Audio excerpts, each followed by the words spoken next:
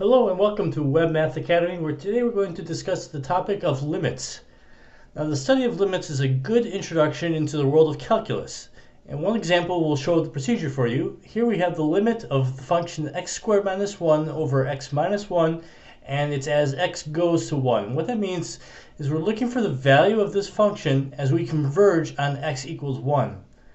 Now we should note that there actually is no value right at x equals 1, since that would make the denominator 0.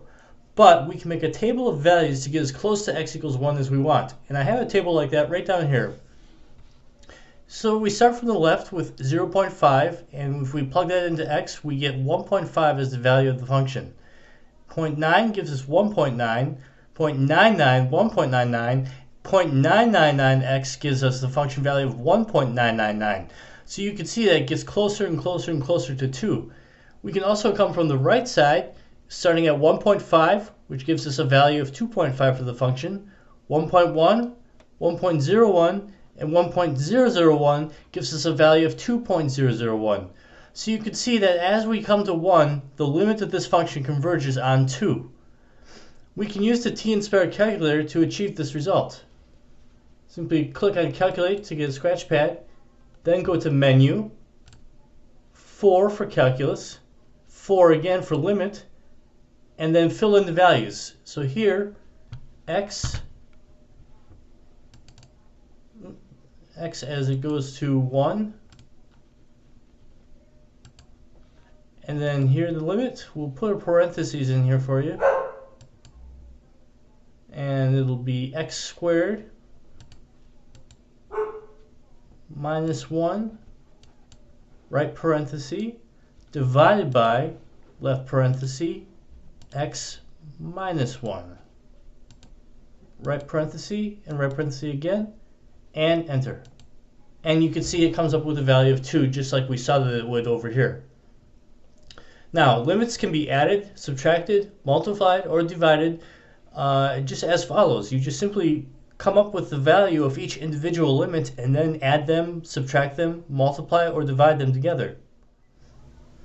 As an example, we can take the limit we've been working with and multiply it by itself, and you just take the individual values, 2 times 2, and that equals 4. And we've done this also in our Inspire calculator, multiplied the both limits together, and we get 4. So limits can also be one-sided, that is, have a different value when approached from the left or the right. For example, consider the following function. Here the function f of x equals x minus 2 if x is less than or equal to 1, but equals x plus 2 if x is greater than 1. We have that graphed over here on your TI-Nspire calculator. Here's the x plus 2 for anything greater than 1, and x minus 2 for anything equal to or less than 1. Technically, this should be an open circle here because it's greater than 1, not greater and equal to 1. I don't know how to make a blank circle there. So, anyhow, here if we look at the limit from the left side and we notate that with a little minus sign next to the 1, indicating that we're coming from the left. The limit of x minus 2 as x goes to 1 from the left side is negative 1. And that we can see right here on the graph that if x equals 1, y, or f of x, would equal minus 1. While from the right, we notate it with a little plus sign. X plus 2, the limit, as we come to 1 from the right side, is 3. Again, we can see that here, x has a value of 1, and fx value of 3. That is an introduction into the use of limits. Obviously, it's a very large subject, and if you have any questions, you can contact us on our website at webmathacademy.com. Thanks.